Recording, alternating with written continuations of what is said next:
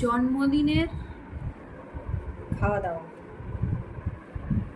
প্রথমে রয়েছে শাক, পটল ভাজা, বেগুন ভাজা, ঢেঁড়স ভাজা, মাছ ভাজা, মিক্স সবজি, ভাত।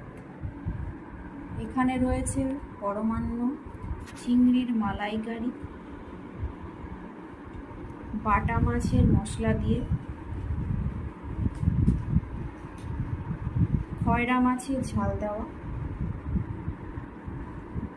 খাসির মাংস, দই, রসগোল্লা।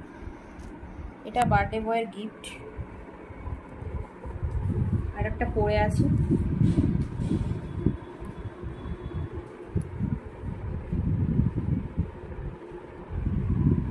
একা হাতে এত কিছু করা খুব মুশকিল।